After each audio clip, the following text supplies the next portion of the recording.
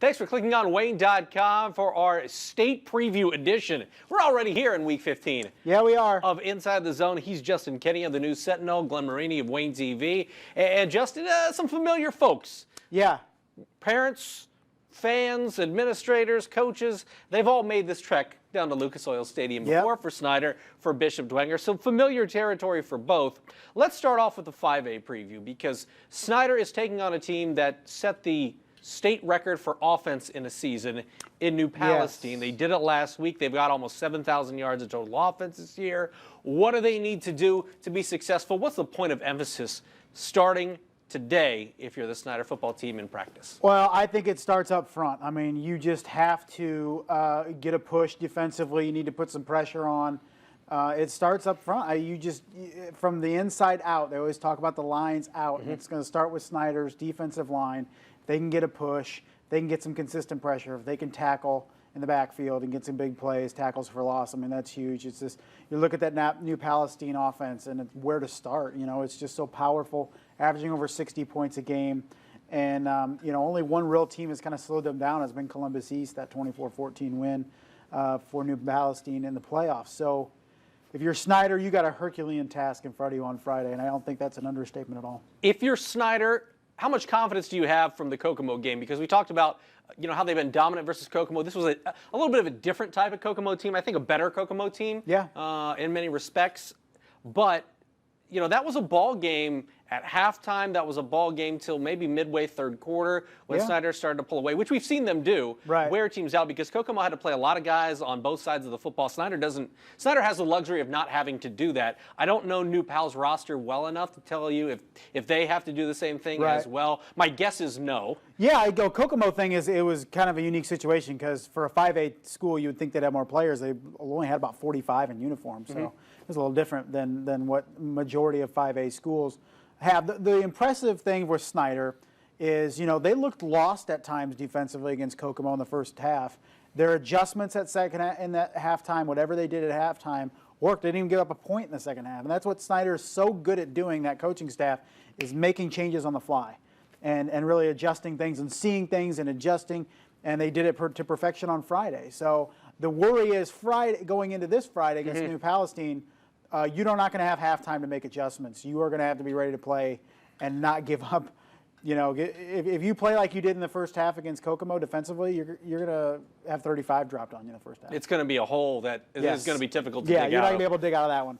Are you still feeling pretty good, though, if you're that Snyder offense? Because they threw the ball fairly effectively, although, Steebly didn't have any touchdown passes. They moved the ball in chunks. Bramley over 100 yards receiving. Kind of nice to see him emerge where we have seen in the past few weeks. It's been more Hip and Hammer or Turner to see that third option in the receiving game. And also, Woods had a big game, although a couple of those touchdowns were big runs late, so it kind of padded the numbers. But Scott, again, kind of asserted himself early as a go-to guy, especially a guy that can, when he sniffs the goal line, he finds he finds the end zone. Yeah, that's the thing for Snyder. Their offense has been tremendous all year. That offense needs to be clicking Friday. Score on every possession, because I think you're going to need it to be in that game. You just need to score, score, score. And if New Palestine decides to make the mistake and kick to Mac Hippenhammer like Kokomo did, which... we've talked about all year.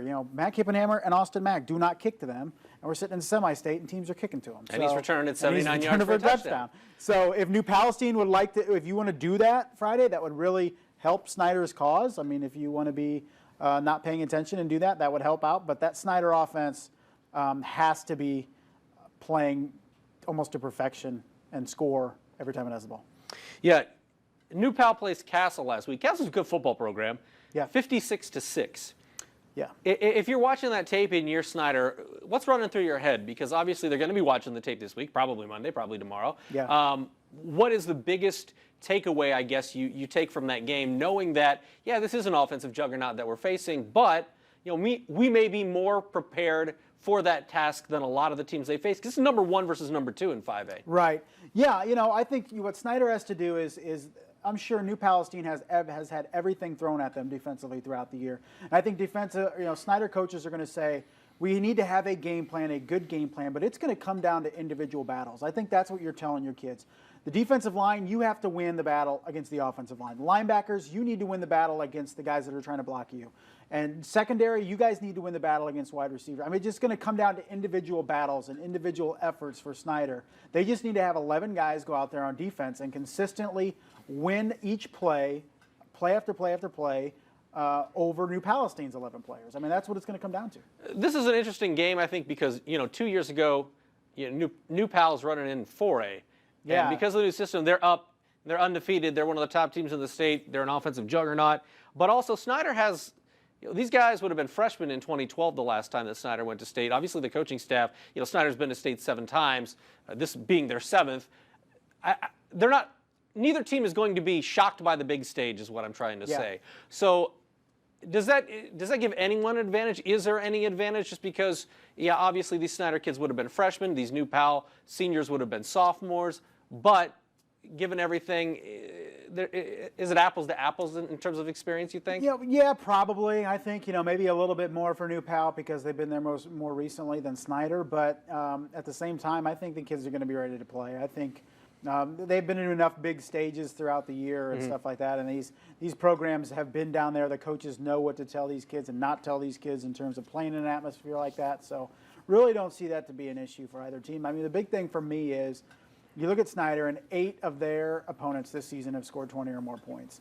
And you could say, they are in blowouts, but 20 points is 20 points, 20-plus points. So if you're allowing that much scoring for a team, and we've questioned the Snyder defense throughout the year is can these guys get stops, and they always seem to rise to the occasion.